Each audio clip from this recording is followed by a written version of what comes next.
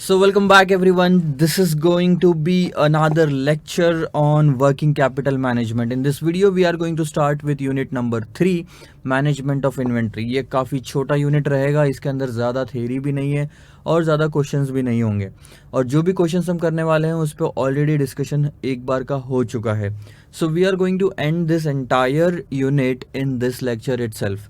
Have a look on this unit number 3, management of inventory. तो sir आपका पहला ये क्वेश्चन है, write a short note on inventory management. Inventory management क्या होता है? पहली चीज़ तो stock, raw material, finish goods. आपका ये जो नॉर्मली हम जो बात करेंगे वो है फिनिश गुड्स की, ना कि रॉ मटेरियल, ना कि वर्क इन प्रोग्रेस. नॉर्मली हम फिनिश गुड्स की बात करेंगे, या हो सकता है एक आध बार अपन रॉ मटेरियल की भी बात करें. लेकिन WIP जैसी चीज़ें नहीं आएगी, तो लेबर, ओवरहेड, ये सब चीज़ें उसमें नहीं आएगी. एक चीज़ तो ये हो गया.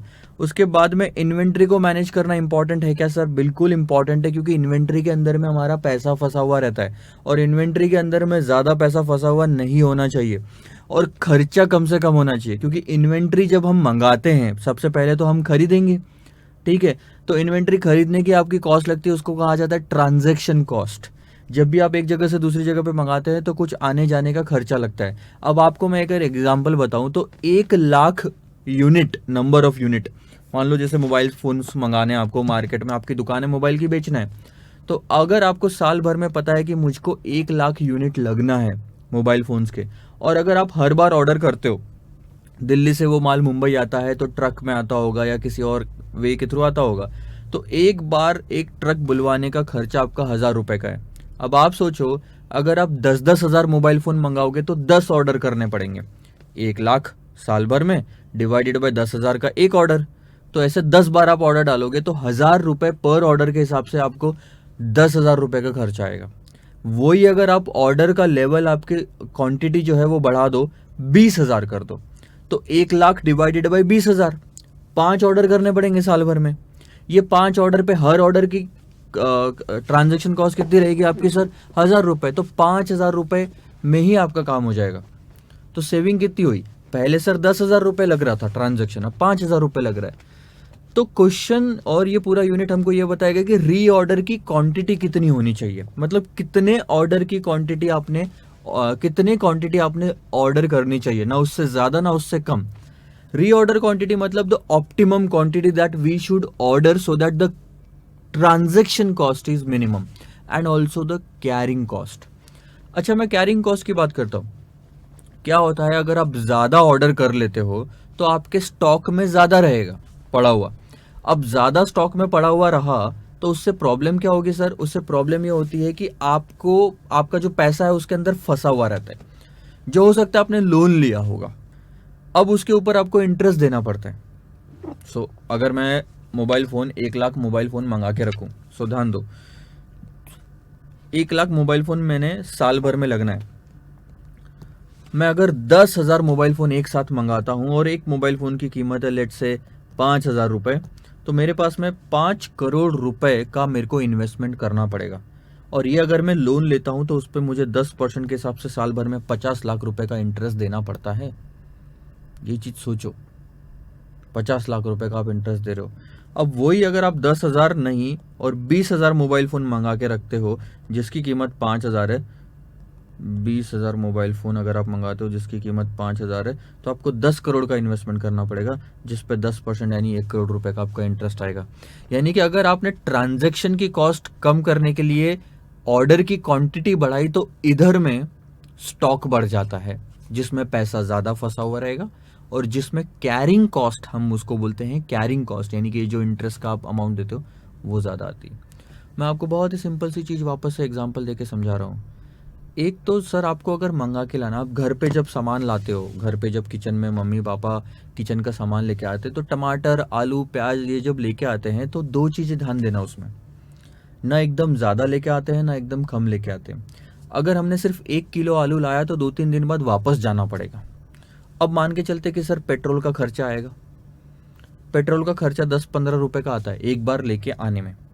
अब बार बार अगर आप लेने जाओगे तो 10-15 रुपए का खर्चा आएगा पेट्रोल का. तो इसी को बचाने के लिए आप एक साथ 5 किलो लेके आ जाओ. 1 किलो क्यों लेके आ रहे हो? तो 5 किलो, 1-1 किलो करके 5 बार लाने में जो खर्चा लगता है वो एक ही बार में लगा, क्योंकि पेट्रोल तो उतना ही लेना है एक बार में. ठीक है, तो आपने यहाँ पे अपनी जो ऑर्डर क्वांटिटी है वो बढ़ा दी। लेकिन दूसरी दिक्कत क्या होती है ना, आप एकदम से 50 किलो लाके नहीं रखते घर में। क्यों? जगह नहीं है। जगह तो लगती है ना 50 किलो के लिए, तो घर में जगह नहीं होती। वैसे ही यहाँ पे भी हम ज़्यादा ऑर्डर नहीं करते, क्योंकि ऑर्डर ज़्यादा करने से पैसा फंसा हुआ रहता है उसके अंदर में, जिस पे हमको इंटरेस्ट देना पड़ता है। तो दोनों तरफ से फंसते हैं हम। कम ऑर्डर करेंगे तो बार बार जाना पड़ेगा, ज़्यादा ऑर्डर करेंगे तो कैरिंग कॉस्ट लगेगी। तो इन्वेंट्री मैनेजमेंट में हम ये डिसाइड करते हैं कि ऑप्टिमम कितना ऑर्डर करना चाहिए कि खर्चा हमारा कम से कम हो सके। यही सब चीज़ें इसमें लिखी हुई है, और आपको वही फॉर्मूला वापस यहाँ पे भी काम आएगा जो आपने पिछले वाले यूनिट में देखा था कि economic order quantity is nothing but 2 into UP. अब यहाँ पे आप कुछ और लिख लो लगे तो, यू इंटू पी था और ये था एस। मैं क्या करता हूँ उसको 2 इंटू एनुअल कंजम्पशन या एनुअल रिक्वायरमेंट ले लेता हूँ यू की जगह। और पी क्या था हमारा? ट्रांजैक्शन कॉस्ट था कि कैरिंग कॉस्ट था? सर हमारा ये ट्रांजैक्शन कॉस्ट था, तो आप उसको टी ले लो, और नीचे में कैरिंग कॉस्ट था तो सी ले लो। ठीक है, अपॉर्चुनिटी कॉस्ट जिसको बोलते हैं। तो मैं बस फॉर्मूला वही है, आपके वेरिएबल्स बदल गए तो मैं नया वाला वेरिएबल लेके चलूंगा। आप अपने बुक में लिख के रखे A for annual requirement, T for transaction cost और सी फॉर कैरिंग कॉस्ट। इसी के साथ साथ सर ज़्यादा कुछ लिखा नहीं है आपके इंस्टीट्यूट के मटेरियल में भी, सिर्फ एक ही क्वेश्चन मैंने यहाँ पे कवर करवाया है। अगर मैं आपको बताऊँ तो अगर ICAI की वेबसाइट पे जाते हैं, स्टूडेंट सेक्शन में, नॉलेज पोर्टल में, इंटरमीडिएट पे, फाइनेंशियल मैनेजमेंट में, स्टडी मटेरियल, फाइनेंशियल मैनेजमेंट, सबसे आखिरी में अगर हम जाएंगे तो unit number 3 management of inventory. अब अगर आप देखोगे तो इंस्टीट्यूट ने क्या किया है सर, मैनेजमेंट ऑफ इन्वेंट्री में आपको सिर्फ इतना सा थ्योरी दिया, उसके बाद देखो क्वेश्चंस चालू हो गए, इलस्ट्रेशन 12, 13, 14, बस खत्म। सो 2 से 3 पेज में आपका ये पूरा का पूरा यूनिट खत्म हो जाता है। आइए सर पहला क्वेश्चन देखते हैं। एक कंपनी की रिक्वायरमेंट है 10 दिन की 6300 unit. The ordering cost per order is 10 rupees and the carrying cost per unit is 0.26। You are required to calculate the economic order quantity. ध्यान दो, बहुत ही सिंपल सा है क्वेश्चन। शुरू चैप्टर का शुरू करने के लिए क्वेश्चन नंबर 1, EOQ निकालना है कि ऑर्डर क्वांटिटी कितना है, √2AT डिवाइडेड बाय C। साल भर में कितना लगने वाला है ये बताओ। हमको जो दिया गया है सर वो दिया गया है 10 दिन का, कि 10 दिन में आपको जो लगने वाला है वो है 6300 यूनिट। अब अगर 10 दिन में 6300 यूनिट लगना है तो 365 दिन में कितना लगना है ये पता कर लो। सो 6300 डिवाइडेड बाय 10 इंटू 365 अगर आप करोगे तो ये आपका आता है 2,29,950 साल भर में। 6300 डिवाइडेड बाय 10 इंटू 365, साल भर में आपको इतनी रिक्वायरमेंट है। उसके बाद में जो ट्रांजैक्शन कॉस्ट दी है कि ट्रांजैक्शन कॉस्ट यानी ऑर्डर करने की कॉस्ट, ऑर्डरिंग कॉस्ट। तो आप ना इसको एक काम करो, फॉर्मूला थोड़ा सा बदल ही दो, क्योंकि हर जगह ऑर्डरिंग कॉस्ट आएगी ना कि ट्रांजैक्शन कॉस्ट आएगा। तो AO ले लो, ये सबसे बेहतर रहेगा, AO। ठीक है, तो ऑर्डरिंग कॉस्ट जो हमको लग रही है वो है 10 रुपये पर ऑर्डर। हर बार ऑर्डर करने की कॉस्ट 10 रुपये लगती है, divided by carrying cost. Carrying cost यानी कि जो इंटरेस्ट वगैरह आप देते हो, तो यहाँ पे कैरिंग कॉस्ट पर यूनिट निकाल के दी है 0.26। ठीक है, अब अगर हम इसको सॉल्व करते हैं सो 6300 divided by 10 into 365 into 2 into 10 divided by 0.26 और फिर उसका स्क्वायर रूट, तो वो आता है सर 4206 यूनिट्स आपने ऑर्डर करने चाहिए हर बार। अब मैंने तो फॉर्मूला लिख के सर पूरा समझा दिया, आपने तो कुछ पूरा आंसर निकाल दिया, आपने तो कुछ समझाया नहीं सर। बहुत ही सिंपल सी चीज़ है ये, फॉर्मूला टेक्निकल है तो हम इसके डेरिवेशन में नहीं जा रहे। अब फॉर्मूले के हिसाब से हम 2 इंटू A इंटू O ले रहे हैं। अब 2 क्यों ले रहे सर? बमोल्स ने ये फॉर्मूला निकालते समय 2 बार लिया। 2 इज़ मोस्ट अप्रोप्रिएट, 3, 4, 3.5, 2.5, 1.5 ये भी ले सकते थे, अपनी अपनी थ्योरी पर डिपेंड करता है। सो एनुअल कंजम्पशन आ गया हमारा, 10 दिन का दिया था तो हमने एनुअली कन्वर्ट कर लिया। ऑर्डरिंग कॉस्ट पर ऑर्डर ले ली और कैरिंग कॉस्ट पर यूनिट ले लिया, कहानी खत्म हो गई। अब एक चीज़ ध्यान दो, 4206 यूनिट क्या होते हैं? 4206 यूनिट वो ऑर्डर नंबर है, मतलब इतने क्वांटिटी में आपने हर बार ऑर्डर प्लेस करना चाहिए। अगर आप 5,000 की क्वांटिटी में आप हर बार ऑर्डर प्लेस करोगे तो शायद आपका खर्चा बढ़ जाएगा, और 4,000 भी करोगे तो आपका खर्चा बढ़ जाएगा। 4,206 बराबर है। अच्छा, कम को ऑर्डर कम रखते हो क्वांटिटी, लेस से 4,000 रखा तो कौन सा खर्चा बढ़ेगा पता है? अगर आपने 4,000 रखा ना तो आपका ये वाला खर्चा बढ़ जाएगा, ऑर्डरिंग कॉस्ट, क्योंकि ऑर्डर्स ज़्यादा प्लेस करने पड़ेंगे। लेकिन आपने अगर ज़्यादा ऑर्डर किया, लेट से 5,000, तो आपकी कैरिंग कॉस्ट बढ़ जाएगी। लेकिन 4,206 पे ये दोनों कॉस्ट मिनिमम आती है। ठीक है, ये एक चीज़ समझे आपको। अब दूसरा देखो, ध्यान देना, एक सेकंड होल्ड करो।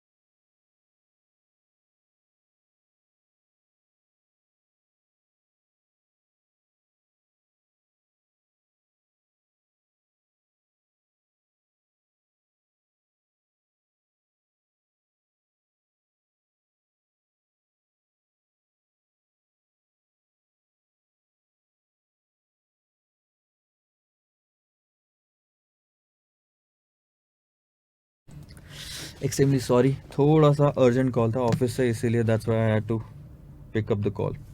आगे बढ़ते हैं सर। इकोनॉमिक ऑर्डर क्वांटिटी वाला हो गया। क्वेश्चन नंबर 2 पे ध्यान दो। अब क्वेश्चन नंबर 2 क्या बोलता है, ध्यान देना। मार्वल लिमिटेड, ये थोड़ा अलग क्वेश्चन है, ठीक है। Marvel limited uses a large quantity of salt in its production process. Production की प्रोसेस में हम बहुत ज़्यादा नमक इस्तेमाल करते हैं। अब एनुअल कंजम्पशन जो है हमारे नमक का, ठीक है, वो है 60,000 टन का। 60,000 टन हम साल भर में यूज़ करते हैं, और हमारा साल होता है 50 हफ्तों का। जनरली 52 हफ्ते होते हैं, यहाँ पे उन्होंने 50 लिखे हैं। अब it cost 100 to initiate and process an order, तो ऑर्डरिंग कॉस्ट जो है वो 500 रुपए की है, सॉरी 100 रुपए की एक ऑर्डर की। डिलीवरी फॉलो करती है 2 वीक्स बाद में, मतलब 2 हफ्ते लग जाते हैं डिलीवरी में, यानी आज अगर आप ऑर्डर करते हो तो 2 हफ्ते बाद वो आपके पास में सामान आएगा, ये मान के चलो। स्टोरेज कॉस्ट जो है, जिसको हम कैरिंग कॉस्ट भी बोलते हैं, याद रखना, स्टोरेज कॉस्ट, कैरिंग कॉस्ट मतलब उस चीज को हमारे पास रखने की कीमत। जैसे अगर मैं मोबाइल फोन रखूं मेरे पास में, तो मेरे को वहां पे रेंट लगता है ना, स्टोरेज। जहां पे भी मैं 10,000 मोबाइल फोन लाके रखूंगा तो कोई जगह लगेगी, उसका रेंट मैंने पे करना होता है, उसके अंदर में पैसे फंसे हुए हैं मेरे, उस पर इंटरेस्ट मैंने देना होता है। दैट इज स्टोरेज कॉस्ट या carrying cost. For the salt are estimated at 10 paise पर टन पर एनम, हर टन पे 10 पैसे मैं दूंगा 1 साल के। The current practice is to order twice a year when the stock falls to 10,000 tons. अब जो भी स्टॉक होगा, अगर वो गिर गिर के, क्योंकि स्टॉक अगर आपके पास में रॉ मटेरियल में रखा हुआ है, उसमें से नमक आप इस्तेमाल करते जा रहे हो, कोई तो लेवल आएगा जहां पे स्टॉक में 10,000 टन का नमक पड़ा होगा। जैसी 10,000 की लिमिट को वो टच करता है, हम वापस से ऑर्डर करते हैं मार्केट में। और ऑर्डर कितना करते हैं सर? ट्वाइस अ ईयर, मतलब 60,000 टन डिवाइडेड बाय 2, यानी कि 30,000 का ऑर्डर हम प्लेस कर देते हैं, जो कि 2 हफ्ते बाद आएगा। ठीक है। Recommend an appropriate ordering policy for Marvel Limited and contrast it with the cost of current policy. अब क्वेश्चन क्या बोलता है कि यार बताओ, अभी तो आप क्या प्रोसेस फॉलो करते हो कि 30,000 का एक ऑर्डर देते हो, 2 ऑर्डर में आपकी कहानी खत्म हो जाती है साल भर की। तो ऑर्डरिंग कॉस्ट जो है 100 रुपए इंटू 2 ऑर्डर यानी 200 रुपए की लग गई, और कैरिंग कॉस्ट जो है वो भी कुछ लग रही होगी, वो कैलकुलेट करेंगे। इसमें थोड़ा सी टेक्निकलिटीज है, वो मैं बताऊंगा, जो आप इस क्वेश्चन में सीख जाओगे आगे लगा सकते हो। लेकिन ये तो हो गई करंट। लेकिन अब जो क्वेश्चन बोल रहा है उसमें आप इकोनॉमिक निकाल के बताओ, ऑप्टिमम क्या होना चाहिए। तो देखो कैलकुलेशंस क्या कर रहे हैं हम। सबसे पहले तो मैं इकोनॉमिक ऑर्डर क्वांटिटी निकाल लेता हूँ। तो हमारा फॉर्मूला है 2 into annual requirement divided by multiplied by ordering cost divided by carrying cost, ठीक है, या स्टोरेज कॉस्ट बोलो। अब एनुअल रिक्वायरमेंट है हमारी 60,000 यूनिट्स की, और ऑर्डरिंग कॉस्ट है 100 रुपये, डिवाइडेड बाय कैरिंग कॉस्ट अगर आप करते हो तो दैट्स 0.10, मतलब रुपीज़ में तो 10 रुपये हो गए। तो हमने जो हर बार ऑर्डर करना चाहिए वो कितना आ रहा है, देखो 60,000 इंटू 100 इंटू 2 डिवाइडेड बाय 0.10 का स्क्वायर रूट, यानी कि एक ऑर्डर हमारा होना चाहिए 10,954 यूनिट्स का। This is called as economic order quantity. एक ऑर्डर हमने इतने यूनिट्स का प्लेस करना चाहिए, ठीक है, कोई दिक्कत नहीं है ना। चलो, तो ये हो गया एक तो इकोनॉमिक ऑर्डर क्वांटिटी। अब दूसरी चीज इसमें ध्यान दो, अभी जो करंट ऑर्डर क्वांटिटी जो है वो कितनी है?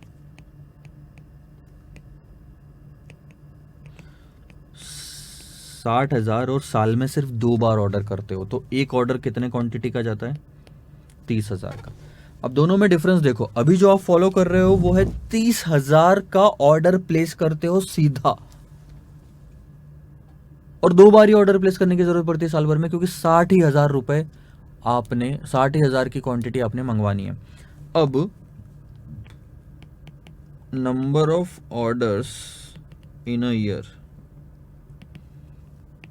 एट EOQ, या फिर हम ना एक काम करते हैं, इस चीज को बाद में निकालेंगे।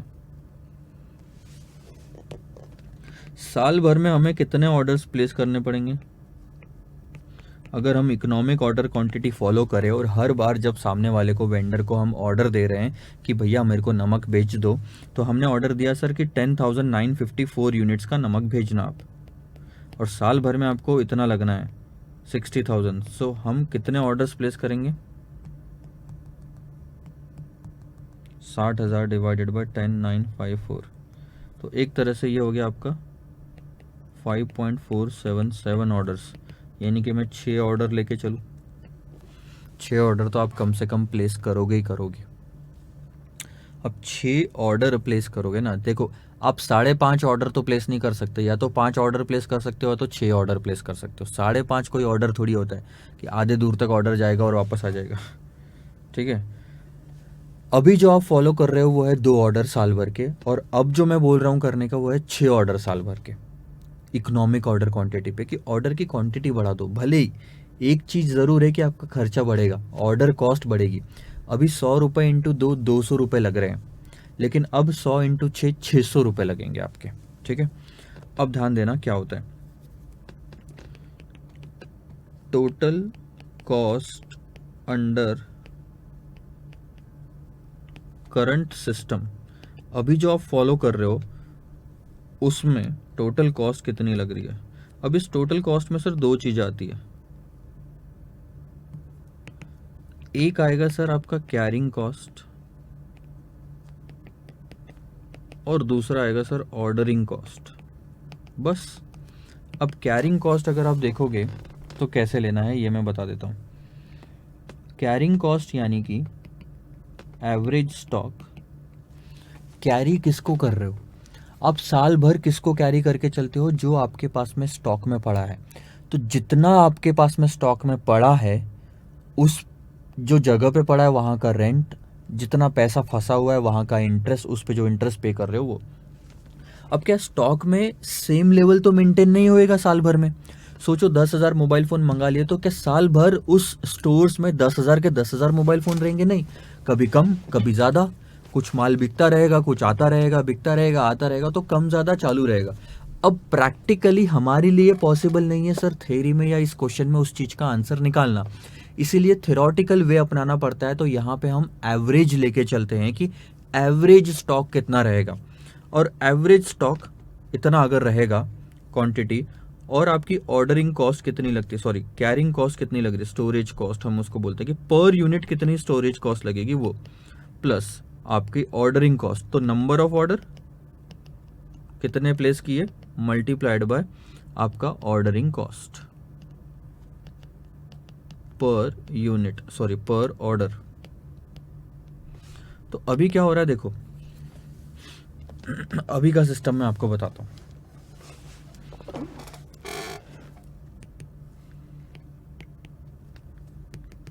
कौन है इसमें, कंपनी है क्या है, हाँ कंपनी है। अब क्या हो रहा है ना कि मार्वल लिमिटेड क्या कर रहा है, प्लेस करता है order when the stock reaches 10,000 units, 10,000 तक पहुंचने पे स्टॉक ऑर्डर कर देते हैं। ठीक है, अब कितने का ऑर्डर प्लेस करते हैं हम, ऑर्डर क्वांटिटी बीइंग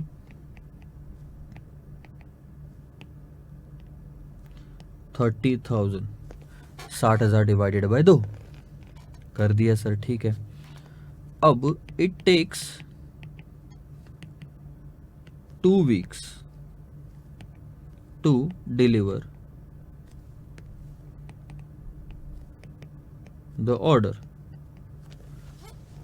सोचो आपके स्टोर में 10,000 की क्वांटिटी पड़ी हुई है और आपने ऑर्डर दे दिया 30,000 का, उसको 2 हफ्ते लगेंगे आने के लिए। तब तक 2 हफ्ते जो है, तब तक क्या मैं कुछ भी प्रोडक्शन नहीं करूंगा? ऐसा नहीं हो सकता। कुछ भी प्रोडक्शन नहीं करूंगा ऐसा हो सकता है क्या? पॉसिबल नहीं है सर। कुछ ना कुछ तो प्रोडक्शन चालू रहेगा, तो ये जो 10,000 पड़े हुए हैं उसमें से भी कुछ कम हो जाएगा। सो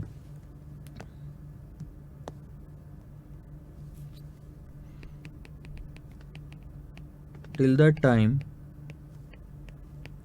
we will consume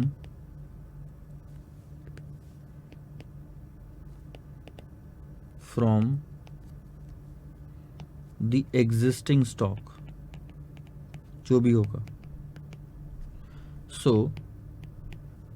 2 हफ्ते का कंजम्पशन कितना होगा?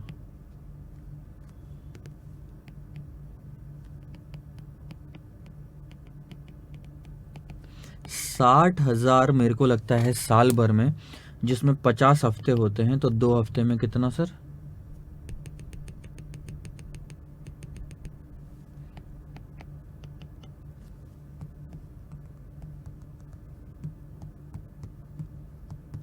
$2,400 यूनिट, यानी 2,400 यूनिट में कंज्यूम कर जाऊंगा।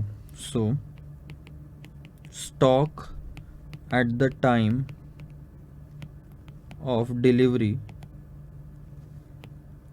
विल बी 10,000 में से मैं 2,400 ख़त्म कर जाऊंगा तो बचेगा मेरे पास 7,600 यूनिट्स। मानते हो बात? अब जब 10,000 था, 30,000 का ऑर्डर दिया, इसके बाद में इसको आने में 2 हफ्ते लगने, तब तक मैं इधर से कुछ कंज्यूम करता गया और अब 2 हफ्ते बाद यहाँ पे स्टॉक कितना है? 7,600। इसके नीचे कभी भी साल भर में स्टॉक नहीं जाएगा। तो मिनिमम जो स्टॉक यहाँ पे मेंटेन होके हैं वो है 7,600 का। और अब बाहर से ट्रक आया मेरे गोडाउन में, क्योंकि 2 हफ्ते कंप्लीट हो चुके हैं, और 30,000 यूनिट लेके आया वो। 30,000 यूनिट वो लेके आ रहा है। 7,600 आपका साल भर मेंटेन रहता है और 30,000 वो लेके आया। ठीक है, तो अब यहाँ पे एवरेज स्टॉक जो आप निकालोगे वो कुछ इस तरह से होगा, थोड़ा सा थियोरेटिकल है। 7,600 सर आपका साल भर मेंटेन रहता है, लेकिन ये जो 30,000 वो लेके आया, ध्यान देना आप, 30,000 जो लेके आया 2 हफ्ते की बिगिनिंग में जीरो था और एकदम से 30,000 आ गया। यानी इसका एवरेज आउट अगर आप करोगे तो वो कुछ इस तरह से आप लिखोगे। यानी लिखा तो लॉजिकली ऐसा जाता है, 0 + 30,000 डिवाइडेड बाय 2, क्योंकि बिगिनिंग में था जीरो, एंड में आया 30,000 और एवरेज आउट किया तो 15,000 आता है। लेकिन जीरो हम नॉर्मली लिखते नहीं है, इसीलिए इसको मैं इस तरह से लिख रहा हूं, 30,000 divided by 2।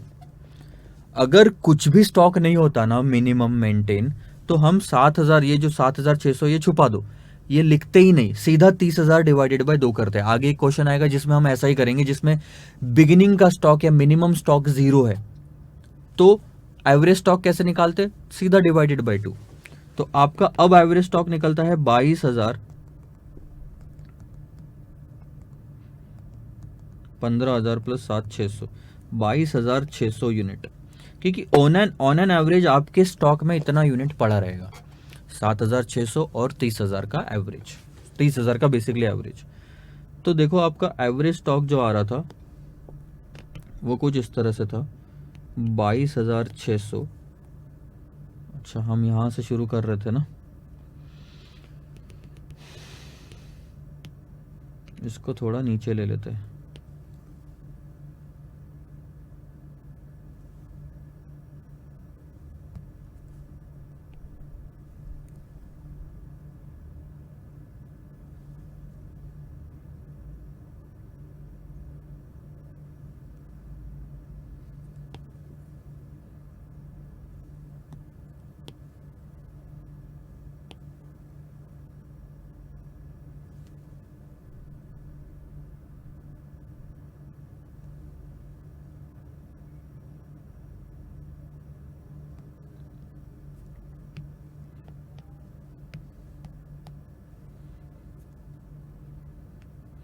Average stock 22,600 into storage cost आपको 0.10 की लग रही है, प्लस नंबर ऑफ ऑर्डर आपके कितने थे? 2।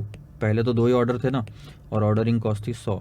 तो अब अगर हम करेंगे तो ये आता है आपका 2,260 प्लस 200, यानी कि 2,460 रुपये का खर्चा।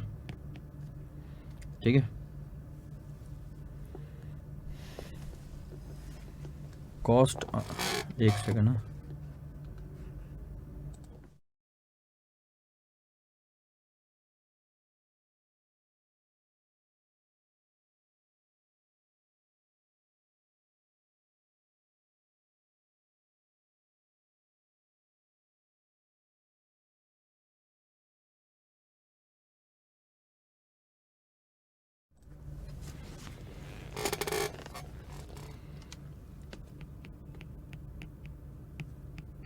करंट सिस्टम में कॉस्ट कितनी लग रही है आपकी?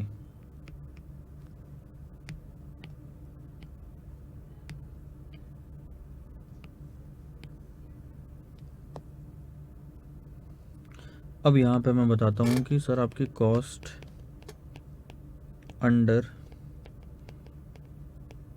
ऑप्टिमम EOQ जो है, तो इसमें 2 चीज़ वापस से आएगी sir, ordering cost plus carrying cost.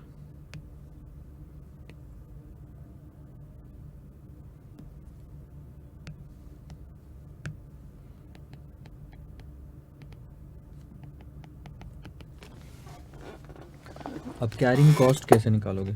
बहुत ही सिंपल, वापस से वही चीज़ आएगी आपकी कि आपकी एवरेज स्टॉक कितना है,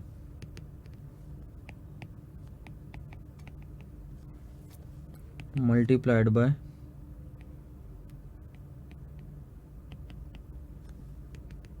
carry cost per unit plus number of orders कितने हैं, multiplied by order cost per order. So average stock अब इस केस में कैसे निकालोगे? बहुत ही सिंपल, 10,954 इतना ही था ना आपका EOQ, 10,954 डिवाइडेड बाय 2, क्योंकि यहाँ पे कोई मिनिमम बैलेंस वाला चक्कर है ही नहीं इस केस में। 0.10 plus number of order 6 into 100 करो, 10,954 divided by 2 into 0.10, so that's 548 rupees, और ये हो गया 600। तो टोटल आता है सर आपका 1148 रुपये। करंट सिस्टम EOQ में कॉस्ट इतनी आ रही है आपकी।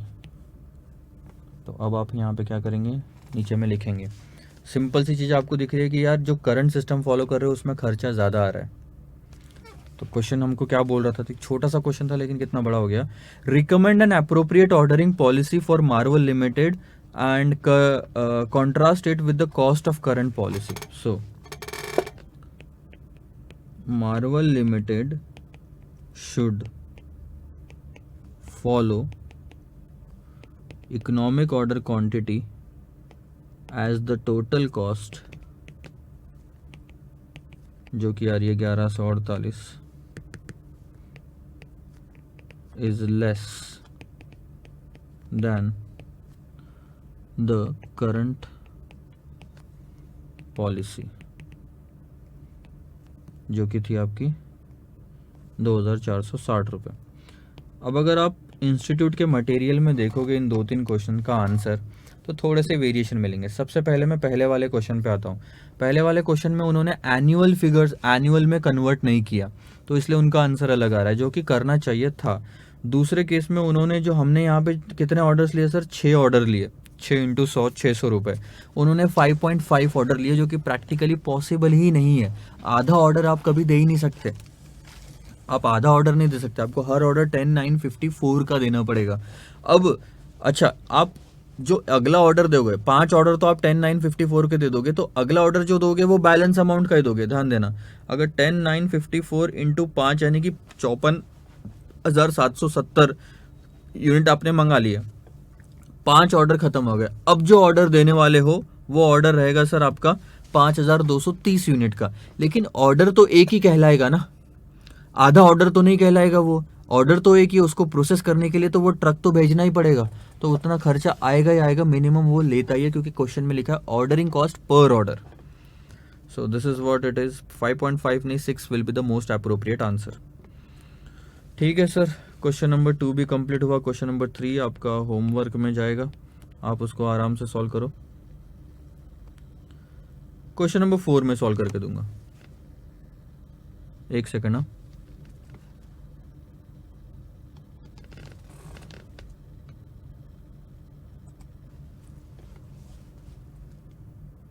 कुछ आवाजें आ रही थी,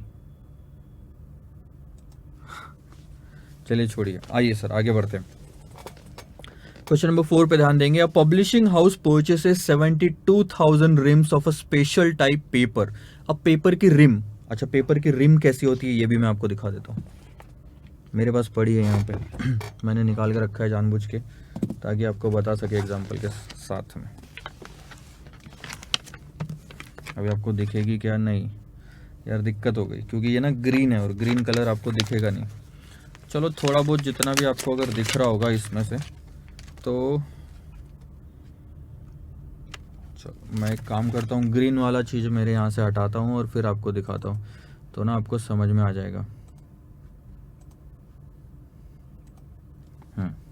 अब ध्यान दो, ये अगर आपको दिख रहा होगा अभी, तो ये है पेपर की रिम। इसके अंदर में ये कौन से है सर? ये जेके के पेपर हैं, आपको दिख रहे होंगे तो उल्टा आ रहा होगा आपके लिए तो। और इसके अंदर में 500 शीट्स आती है जेके की, 500 शीट्स। चलो कोई नहीं, ध्यान दो अब। तो ये पेपर की एक रिम हो गई, ठीक है। एक सेकंड ना, हाँ, अब ये पेपर की हो गई एक रिम। क्वेश्चन देखो, अ पब्लिशिंग हाउस जो कि बुक्स पब्लिश करते हैं, इन्होंने 72,000 रिम खरीदी एक स्पेशल टाइप पेपर की at a cost of 90 rupees per ream. एक रिम की कॉस्ट 90 रुपीज। रियल लाइफ में मैं बोलूँ तो 150 रुपए के नीचे कुछ भी नहीं आने वाला आपको। Ordering cost per order is 500 rupees. एक बार में जो ऑर्डर करोगे, जितना भी करोगे, 500 रुपए का खर्चा लगेगा। And the carrying cost is 5% per year of the inventory cost. Inventory की जितनी भी कीमत होगी, सो लेट्स से आपकी इन्वेंट्री में 1000 रिम है, इंटू 90 रुपीज पर रिम, तो ये 90,000 इन्वेंट्री की कॉस्ट, उसका 5% will be the carrying cost. So 5% carrying cost होगा। Normal lead time is 20 days. 20 days बाद माल आता है मेरे पास में। And safety stock is nil. Safety stock nil है। पिछली बार सेफ्टी स्टॉक कितना था पता है? 7,600 का। Assume 300 working days in a year. 10,000 का था, sorry. Assume 300 days working in a year. You are required calculate the economic order quantity and calculate the reorder inventory level. Reorder inventory level क्या होगा? मतलब पिछले बार जो क्वेश्चन देखा ना आपने, उसमें रीऑर्डर लेवल ऑलरेडी क्वेश्चन में दिया हुआ था। ईओक्यू तो आपने निकाला था, लेकिन रीऑर्डर लेवल दिया हुआ था, वो था 10,000 कि यहां तक अगर पहुंच गया तो हम वापस ऑर्डर कर देंगे, यहां तक अगर पहुंच गया तो हम वापस ऑर्डर कर देंगे। अब ये सब चीज़ें आप कहाँ देखते हो पता है? कॉस्टिंग में देखते हो। कॉस्टिंग में इन सब चीज़ों का ज़्यादा रिलेवेंस है। तो अगर आपने कॉस्टिंग किया हुआ है तो आपको आ जाएगा, नहीं किया हुआ है तो मैं बता रहा हूँ। क्वेश्चन नंबर 4, सबसे पहला पार्ट है इकोनॉमिक ऑर्डर क्वांटिटी का। हमारा क्या है formula? 2 into A into O divided by carrying cost. अब हमको साल भर में कितनी लगती है देखो। उन्होंने बोला 72,000 rim per annum. Ordering cost कितनी बोला? 500 रुपए ऑर्डरिंग कॉस्ट। और कैरिंग कॉस्ट कितनी बोला पता है उन्होंने? 5% ऑफ 90 पर रिम बताना रहता है यहाँ पे। जो भी आप ऑर्डरिंग कॉस्ट लोगे, पर ऑर्डर लोगे, कैरिंग कॉस्ट लोगे, पर यूनिट लोगे, तो 72,000 यूनिट है तो पर यूनिट कितनी आएगी सर आपकी? Ream 5,000 in 5% of the 90। तो अब आपका आंसर कुछ आएगा इस तरह से, यानी कि 4.5 रुपए आता है।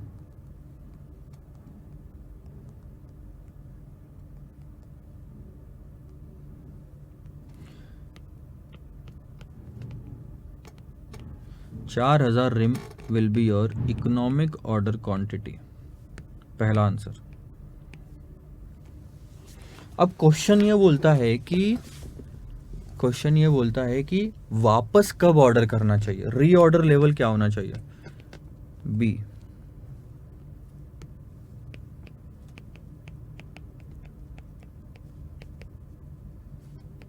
अब ये डिपेंड करता है कि आपका पहले आप कितनी सेफ्टी स्टॉक कितना मेंटेन करना चाहते हो, यानी मिनिमम कितना रहना चाहिए आपके हमेशा, और हमारे केस में वो है 0।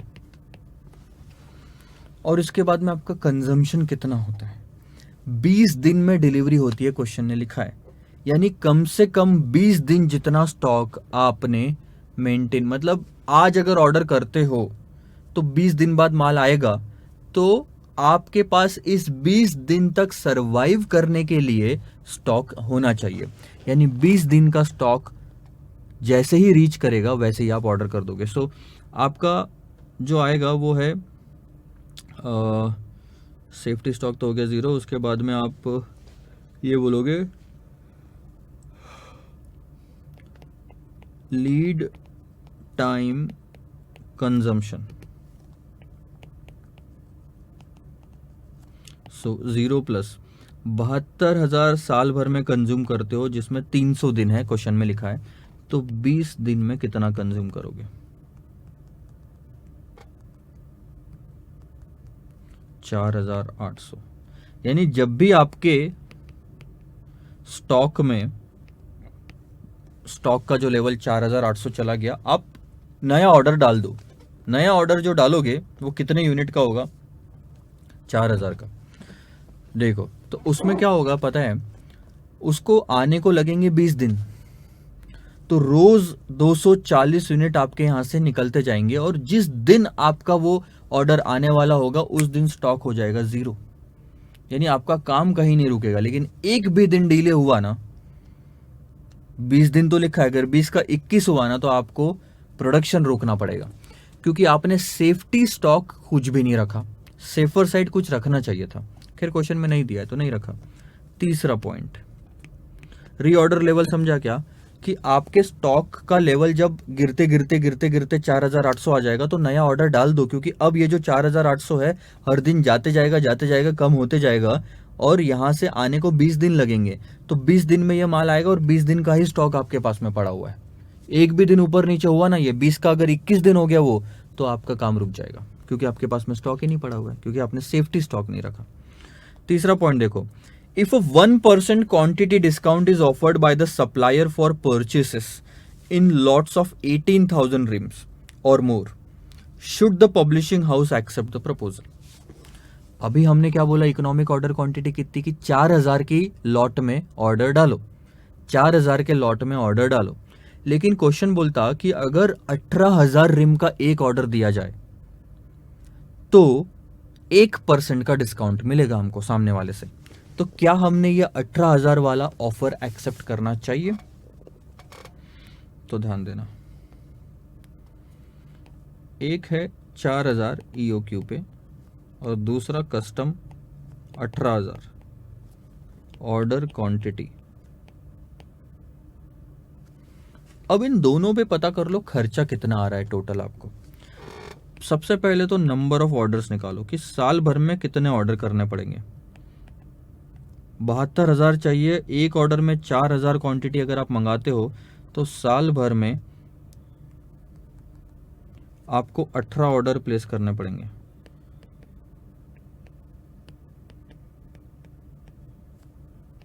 और यहाँ पे साल भर में आपको 4 ऑर्डर प्लेस करने पड़ेंगे। ठीक है, तो number of order into ordering cost per unit कर देते हैं।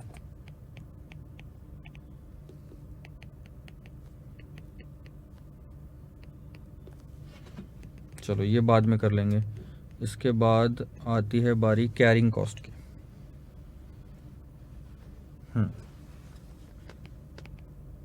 एवरेज स्टॉक 4000 का आपका ऑर्डर लेवल है। एवरेज स्टॉक कैसे निकालोगे? जो भी ऑर्डर की क्वांटिटी होगी डिवाइडेड बाय 2, क्योंकि बिगिनिंग में तो 0 और आखिरी में इतनी ऑर्डर की क्वांटिटी डिवाइडेड बाय 2। मिनिमम कुछ था नहीं, पिछले एग्जांपल में था 7600 का, अभी कोई नहीं है तो 0। सो 4000 का करोगे डिवाइडेड बाय 2 तो आता है आपका एवरेज स्टॉक 2000 का। इस केस में 18,000 का आप ऑर्डर करोगे एवरेज 2 तो आता है 9000। आगे सर अब ध्यान दो, सबसे पहले मैं लेता हूं sir ordering cost. Ordering cost कितनी लग रही है आपको? यहाँ पे आपने 18 ऑर्डर देने हैं और ठीक है, हर ऑर्डर का 100 रुपया। 100 है कितना है? 500 रुपये sir.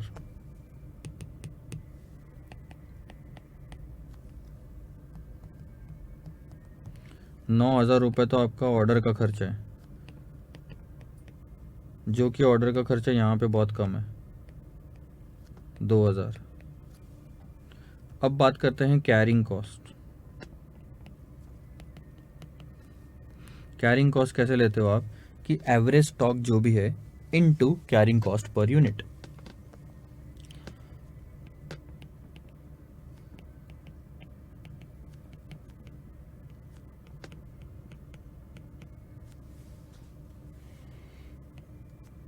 Average stock 2000 into carrying cost per unit 4.5 आ रही थी।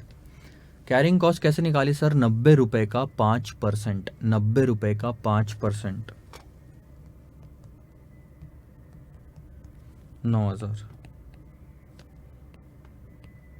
और यहाँ कैरिंग कॉस्ट कैसे निकालोगे? यहाँ पे आपने कितनी है? 9000 की क्वांटिटी है इंटू 4.5 इंटू 99%। 99% क्यों? क्योंकि 1% का हमको डिस्काउंट मिल रहा है 90 रुपये पे। या आप उसको अगर ऐसा लिखना चाहो तो ऐसा लिखो, 5% ऑफ 90 का 99%, बहुत ज़्यादा हो जाता है।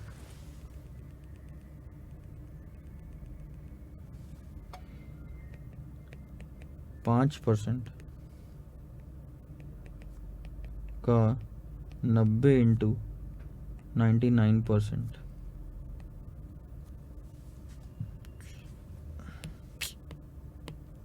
दिख नहीं रहा ना वो, 9000 इंटू 5% ऑफ 90 इंटू 99%। सो वो भी सही नहीं रहेगा दिखाने के लिए।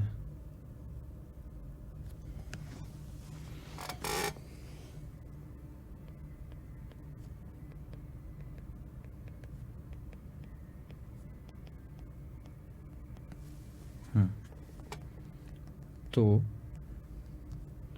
90 का 99% ले लो सबसे पहले। तो ये हो गया आपको डिस्काउंट के बाद की फिगर। इसके ऊपर 5% कैरिंग कॉस्ट लगेगा, तो 4.455 इंटू 9000, तो आपका खर्चा आ रहा है 40,095 का। बहुत बड़ा खर्चा है ये। कैरिंग कॉस्ट के बाद में अब आती है बारी परचेज कॉस्ट की, कि इन्वेंट्री आप कितनी खरीद रहे हो। ठीक है, साल भर में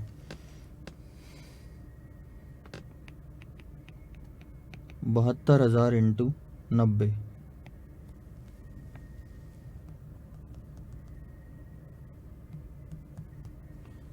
64,80,000, 72,000 इंटू 90 इंटू 99%, क्योंकि 1% डिस्काउंट है।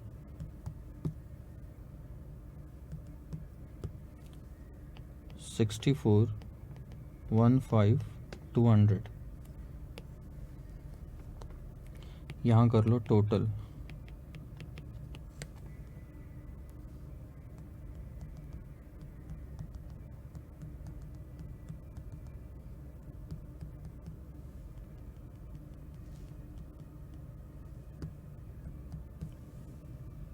एक सेकेंड।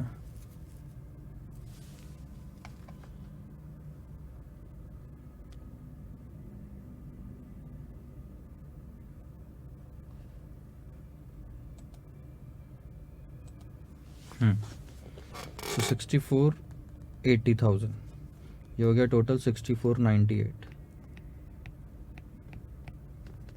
उसके बाद 64,15,200 प्लस 4,0,095 प्लस 2,000, सो दैट्स 64,57,295। अब आप देखो कहाँ आपको सस्ता पड़ रहा है। थोड़ा सा टाइम लगा क्वेश्चन को सॉल्व करने में, लेकिन एक चीज़ अब ध्यान दो कि कहाँ आपको सस्ता पड़ रहा है। आपको ऑब्वियसली सस्ता पड़ रहा है डिस्काउंट लेना, 1% डिस्काउंट लेना, क्योंकि वहाँ पे खर्चा कम लग रहा है। सो क्या लिखेंगे क्वेश्चन में कि if 1% quantity discount is offered by the supplier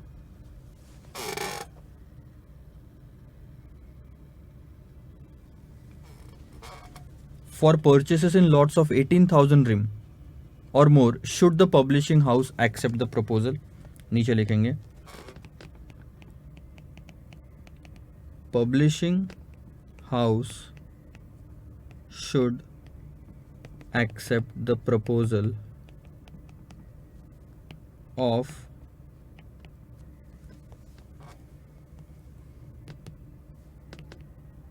$1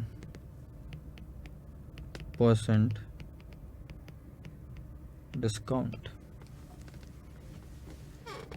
as the total cost is less। खत्म। आंसर्स लिख लो आप, अगर चाहो तो 2 मिनट में आंसर लिखना, मैं 2 मिनट में आता हूँ। ठीक है।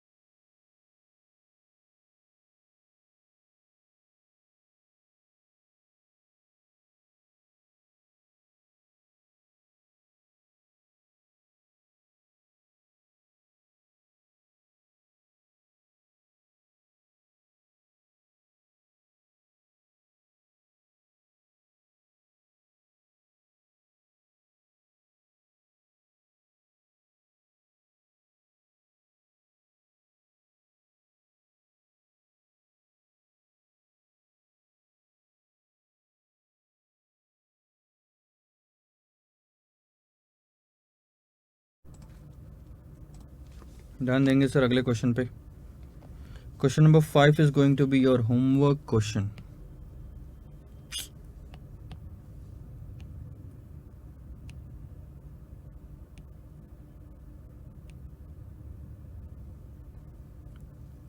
ये वाला क्वेश्चन आपके लिए होमवर्क होगा। ये क्वेश्चन हम अभी करेंगे, ध्यान देंगे इस क्वेश्चन पे। A Limited uses inventory turnover as one performance measure to evaluate its production manager। अब प्रोडक्शन मैनेजर को क्या इवेल्युएट करना है?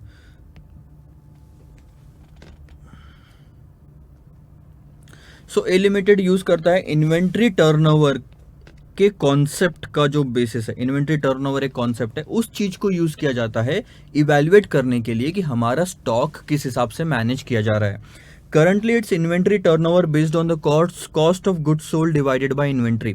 अगर आपको याद होगा रेशियो एनालिसिस में तो इन्वेंट्री टर्नओवर का फॉर्मूला था cost of goods sold divided by inventory, एक बार देखना वहां पे, ठीक है। तो वो है हमारा 10 टाइम्स, मतलब हम जितनी भी इन्वेंट्री होती है उसको 10 बार रोटेट कर लेते हैं और कॉस्ट ऑफ गुड्स सोल्ड मतलब माल बेचते हैं। कम इन्वेंट्री में ज्यादा सेल्स कर पाते हैं, तो कॉस्ट इन्वेंट्री टर्नओवर ज्यादा होना अच्छी बात है per annum as compared with industry average of 4। बाकी इंडस्ट्री में मेरे ही जैसे जो काम करने वाले लोग हैं वो लोग सिर्फ 4 बार कन्वर्ट कर पाते हैं, उनका टर्नओवर सिर्फ 4 है, मेरा 10 है, अच्छी बात है। एवरेज सेल्स है 4.5 लाख रुपए per annum. Variable cost of inventory consistently remained at 70% of the sales. 4.5 lakh का जो 70% है वो है वेरिएबल कॉस्ट। तो 70% यानी कि 3,15,000 अगर मैं माइनस कर दूं तो 1,35,000 जो आ रही है वो है कंट्रीब्यूशन। सेल्स में से फिक्स वेरिएबल कॉस्ट माइनस करने के बाद आपके पास में आता है कंट्रीब्यूशन 1,35,000 का। उसके बाद क्वेश्चन ने क्लियरली लिखा हुआ है कि फिक्स कॉस्ट है हमारी 10,000 की, तो इसमें से 10,000 भी माइनस कर दो तो आ गया 1,25,000। Carrying cost of the inventory excluding finance cost is 5% per annum. जितनी भी इन्वेंट्री होगी multiplied by inventory per unit value into 5%। Sales force complaint that low inventory levels are resulting in loss sales due to stock outs. अब sales वालों ने complaint किया कि यार हमारे पास में कस्टमर बहुत आ रहे हैं लेकिन कभी कभी बीच बीच में ये हो रहा है कि आपका स्टॉक आउट हो जा रहा है, प्रोडक्शन प्रॉपरली हो नहीं पा रहा है, तो उसकी वजह से कस्टमर भाग जा रहे हैं, तो हम सेल्स इंक्रीज नहीं कर पा रहे। Now sales manager has made an estimate based on stock out reports as under. अब नीचे एक रिपोर्ट दी गई कि चलो आप ना इन्वेंट्री की पॉलिसी बदलो। इन्वेंट्री की जो अभी पॉलिसी है उसमें 10, उसका जो टर्नओवर रेशियो है वो है 10 टाइम्स, जिससे कि सेल्स कन्वर्ट हो रहा है 4.5 लाख का। अगर हम ए पॉलिसी, बी पॉलिसी या सी में से कुछ फॉलो करें तो इन्वेंट्री टर्नओवर आपका थोड़ा कम हो जाएगा, क्योंकि आपको इन्वेंट्री बढ़ानी पड़ेगी, और डिनोमिनेटर में इन्वेंट्री बढ़ाया तो टर्नओवर रेशियो कम हो जाता है, लेकिन सेल्स आपका बढ़ रहा है टर्नओवर रेशियो कम होने की वजह से भी। Now on the basis of the above estimate, ऊपर दी गई इंफॉर्मेशन को मद्देनजर रखते हुए और 40% का टैक्स ध्यान में रखते हुए, and after tax rate of return required is 20% on the investment in inventory, which policy would you recommend? अब ये पॉलिसी कौन सी हमने फॉलो करनी चाहिए ये बताना है। अब ध्यान दो, दोनों में से सिर्फ एक ही चीज आपको ध्यान में देनी है।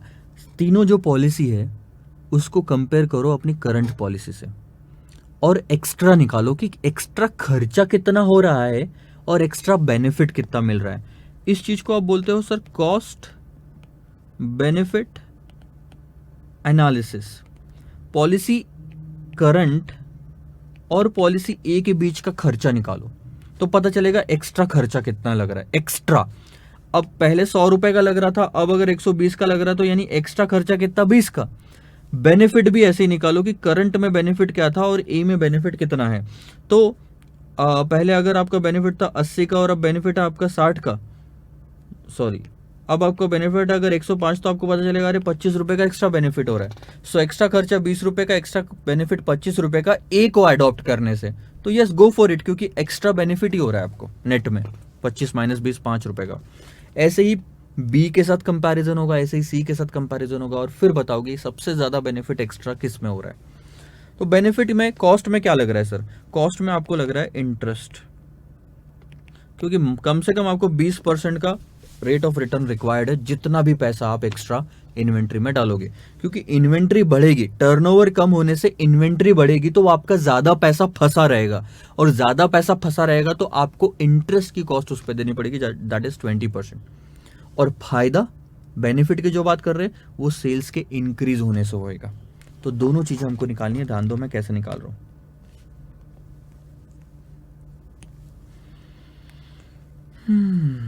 क्वेश्चन नंबर 6,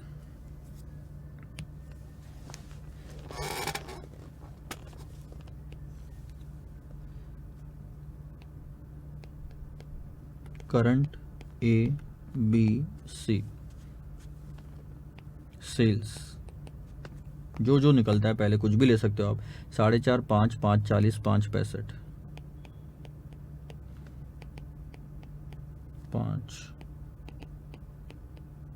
5.40, इसमें से आप वेरिएबल कॉस्ट माइनस कर दो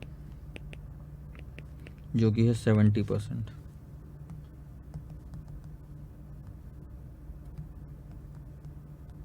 3,15,000, 3,50,000,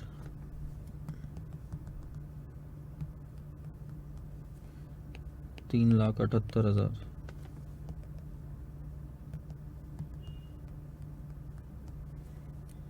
395,500। अब इसको बोलेंगे हम कंट्रीब्यूशन, यानी कि 30%।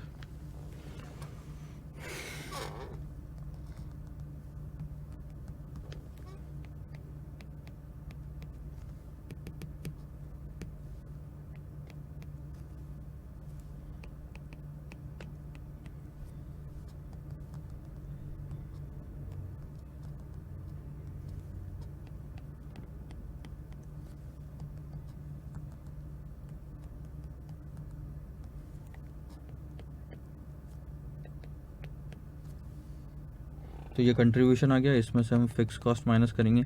अब पॉलिसी कोई भी फॉलो करो, फिक्स कॉस्ट तो बदलती नहीं है ना सर, वेरिएबल कॉस्ट बदल सकती है, फिक्स कॉस्ट नहीं बदलेगी।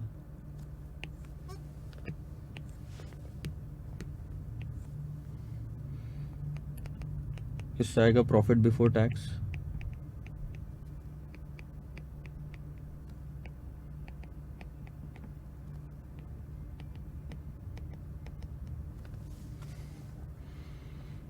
इसमें से हम टैक्स माइनस करेंगे क्योंकि आफ्टर टैक्स रिटर्न चाहिए हमको, चलो सीधा सीधा प्रॉफिट आफ्टर टैक्स निकालते हैं, क्यों कैलकुलेशंस को बढ़ाए ना।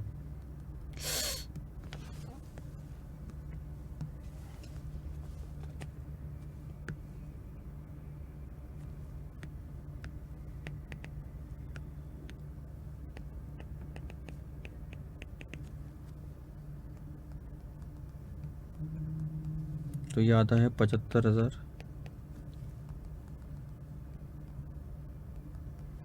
84,000, 91,200, 95,700 हो गया। अब देखो जादू, जादू यानी कि पहली चीज़ हमारी निकल जाएगी। अब आपको निकालना ये है सर, इंक्रीमेंटल प्रॉफिट कितना हो रहा है आपको।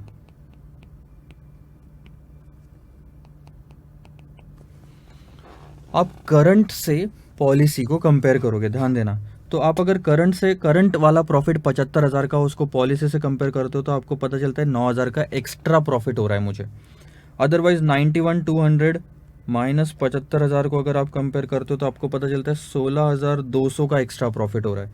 और अगर आप पॉलिसी सी फॉलो करते तो 95,700 का प्रॉफिट होता, जो कि अभी है 75,000 का, तो आपको 20,700 का एक्स्ट्रा प्रॉफिट होता। तो सर आप ऐसे तो देखा जाए तो सर हमने सी पॉलिसी ऑप्ट करनी चाहिए, ऐसा नहीं है सर। अभी एक और चीज बाकी है, आपने सिर्फ बेनिफिट देखा है, कॉस्ट भी तीनों में बढ़ेगी। तो इस चीज को याद रखना ए, ठीक है। अब बात करते हैं sir, cost of goods sold आ गया ना। अब बात करते हैं इन्वेंट्री टर्नओवर रेशो की, स्टॉक टर्नओवर रेशो।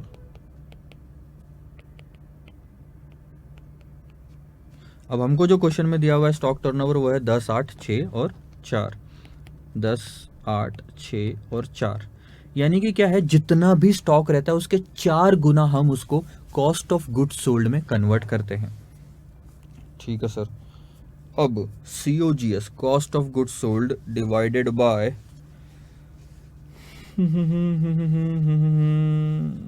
ठीक है। तो अब यहां से हम एवरेज स्टॉक निकाल सकते हैं कि हमारा कितना पैसा फंसा हुआ है।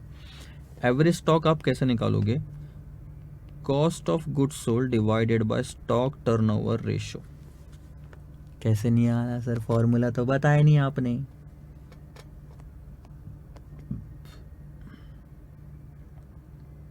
यहां देखो, inventory turnover is equal to cost of goods sold divided by inventory. क्या था, फिर से एक बार, इन्वेंट्री टर्नओवर रेशो, जिसको मैं स्टॉक टर्नओवर रेशो कह रहा था, is equal to cost of goods sold divided by inventory, यानी कि मैं लिख दूं यहां पे स्टॉक। अब आप एक काम करो, इस स्टॉक को इधर लेके आओ और स्टॉक टर्नओवर रेशो को उधर लेके जाओ, तो क्या होएगा, stock is equal to cost of goods sold divided by stock turnover ratio. वही चीज हमने यहां लिखी। तो कॉस्ट ऑफ गुड्स सोल्ड क्या लोगे सर आप, वेरिएबल कॉस्ट का जो ये कॉलम है वो, ये 3,15,000 आपका पैसा फंसा हुआ है। आप 3,15,000 प्लस 10,000 नहीं ले सकते, क्योंकि 10,000 is not the cost of goods sold. 10,000 is the fix cost, जो कि रेंट हो सकता है, किसी और चीज का कॉस्ट हो सकता है, that is not the goods की cost. There is a difference between cost of goods sold and cost of sales. Cost of sales बोलते तो 10,000 उसमें इंक्लूड हो जाता, लेकिन कॉस्ट ऑफ गुड्स सोल्ड सिर्फ 3,15,000 की है। सो 3,15,000 डिवाइडेड बाय 10 करोगे तो आपको पता चलेगा 31,500 का आपका स्टॉक मेंटेन रहता था, जिसको आप 10 गुना टर्नओवर में कंप्लीट कवर करते थे, तो वो 3,15,000 जाके बनता था। 31,500 मल्टीप्लाइड बाय 10 करते थे तो 3,15,000 आता था। वैसे ही 3,50,000 डिवाइडेड बाय 8 अगर आप करोगे, 3,50,000 डिवाइडेड बाय 8 करोगे तो 43,750 आ रहा है, और 3,78,000 डिवाइडेड बाय 6 करोगे तो 63,000 आ रहा है।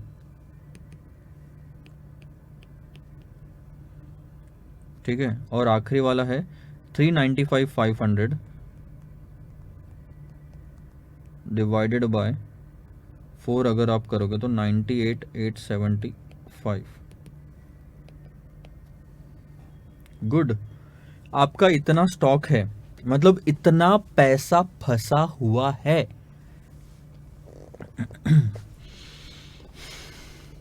अब इस पे रिटर्न रिक्वायर्ड कितना है, हमको इस पे कितना एक्स्ट्रा रिटर्न चाहिए था।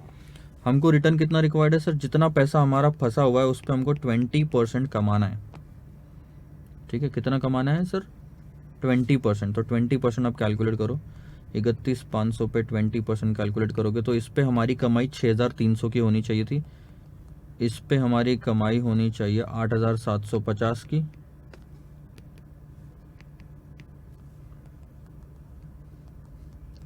इस पे हमारी 12,600 की कमाई होनी चाहिए और इस पे हमारी 19,775 की कमाई होनी चाहिए। सो इंक्रीमेंटल अब निकालेंगे हम, रिटर्न रिक्वायर्ड। हमको एक्चुअल में कितना चाहिए था एक्स्ट्रा रिटर्न, कितना एक्चुअल में आया ये ऊपर निकाल लिया हमने ए में, लेकिन इंक्रीमेंटल कितना है तो 6,300 से जो करंट रिक्वायर्ड है उससे कंपेयर करेंगे कि भैया अभी तो हमको रिक्वायर्ड 6,300 था। अगर आप पॉलिसी बदलते हो तो 8,750 माइनस 6,300 यानी कि हमको और 2,450 का रिटर्न चाहिए रहेगा। अदरवाइज पॉलिसी बी अगर लेते हो तो 12,600 माइनस 6,300 यानी कि आपको और 6,300 का रिटर्न रिक्वायर्ड है यहाँ पे। और अगर आप तीसरी पॉलिसी लेते हैं तो आपको कम से कम एक्स्ट्रा रिटर्न जो है 13,475 का होना चाहिए। अब ये रहा बी।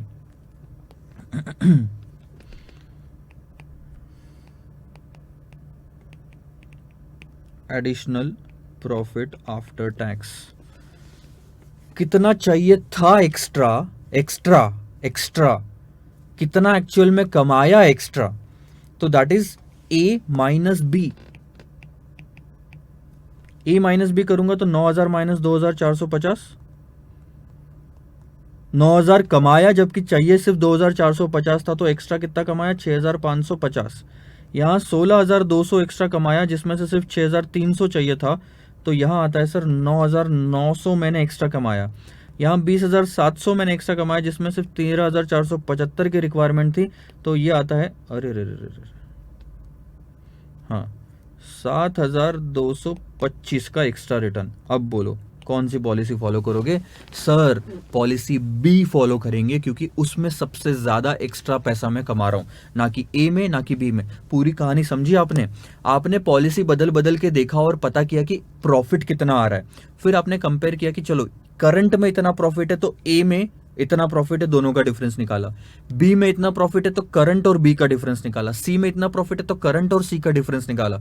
वैसे ही क्योंकि प्रॉफिट बढ़ा तो इन्वेस्टमेंट बढ़ा है स्टॉक में, स्टॉक में इन्वेस्टमेंट बढ़ा तो खाली फोकट आता है क्या पैसा, नहीं सर, हमको उधार लेना पड़ा, लोन लेना पड़ा। मान के चलो तो 20% हमारी रिक्वायरमेंट थी कि जितना भी मैं एक्स्ट्रा पैसा डालूं उस पर 20% का एक्स्ट्रा रिटर्न चाहिए। तो हमने देखा कि करंट में रिटर्न इतना रिक्वायर्ड है, ए में इतना, तो दोनों का डिफरेंस लिया। बी में इतना तो करंट और बी का लिया, फिर सी में इतना तो करंट और सी का लिया, और फिर पता किया कि हमको रिटर्न रिक्वायर्ड इतना था, मिला इतना, तो डिफरेंस आया 6,550। बी में रिक्वायर्ड इतना था, मिला इतना, तो डिफरेंस आया 9,900 एंड सो ऑन।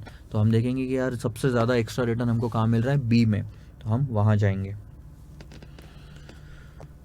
ये है पूरा का पूरा क्वेश्चन। क्वेश्चन क्या बोलता है, ध्यान देना कि which policy would you recommend? Policy B is recommended to A Limited.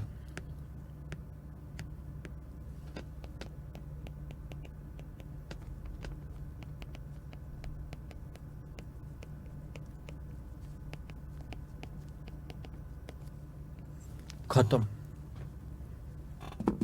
ऐसे ही इन्वेंट्री पे 2-3 क्वेश्चन और है, मैं आपको शायद प्रोवाइड करवा दूंगा बाद में। मतलब आपको अगर कहीं और दिखे तो आप तो सॉल्व कर ही सकते हो, और ऐसे ही सारे क्वेश्चन सॉल्व करने हैं आपने इन्वेंट्री पे जितने भी आएंगे आगे में। अगर आगे कहीं होंगे हमारे इसमें गलती से, अगर मैंने इधर डालने के बजाय सॉरी उधर डाल दिए, तो मैं इधर लेके आ जाऊंगा, हम उसको सॉल्व करेंगे फिर से। So don't worry, for the timing we are ending this inventory management का चैप्टर यूनिट। मैं एक बार देख लेता हूँ क्योंकि मुझे लगता है कि एक क्वेश्चन नहीं, ऐसे 2-4-6 क्वेश्चन थे जो कि कहीं गायब हो चुके हैं अभी। ये क्रेडिट पॉलिसी पे है, ये देखो ये भी वैसा ही है बट ये डेटर्स वाला है। Credit policy, collection, sales, collection, ठीक है। जब हम रिसीवेबल्स में देखेंगे ना, अभी अगला चैप्टर चालू होगा मैनेजमेंट ऑफ रिसीवेबल, तो उसमें ये जो क्वेश्चन देखा ना हमने अभी, वैसे के वैसे ही कैलकुलेशन करेंगे कि डेटर्स की पॉलिसी, हम डेटर्स को कलेक्शन के लिए टाइम देते थे कि 60 दिन में दे देना, 90 दिन में दे देना, 80 दिन में दे देना।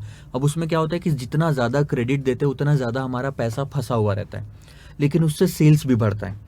तो हमने यही चीज़ें देखनी है कि यार हमने अगर क्रेडिट पॉलिसी बदली तो एक्स्ट्रा रिटर्न कितना हो रहा है और एक्स्ट्रा रिक्वायर्ड कितना है, दोनों में डिफरेंस निकालेंगे और फिर क्वेश्चन को सॉल्व करेंगे। This is what the entire chapter or unit of inventory management is. Next unit we are going to start is management of receivables, जिसमें कुछ theory है और फिर हमारे पास रहेंगे question. So this is going to be the last unit which has number of questions, जो थोड़ा टाइम लेगा, 1-2 लेक्चर 3 लेक्चर में उसको हम ख़त्म करेंगे। उसके बाद जो यूनिट 5 और यूनिट 6 है, मतलब ना के बराबर है। यूनिट 6 पूरा थेरी है और यूनिट 5 में 1-2 क्वेश्चन होंगे पेबल्स वाले में। That's it, and we will end the working capital management chapter. थोड़ा डिफिकल्ट और बड़ा चैप्टर ज़रूर है, थोड़ा ध्यान लगा के उसको करिए, आप स्ट्रांग हो जाएंगे, इसकी गारंटी मेरी। Bye bye.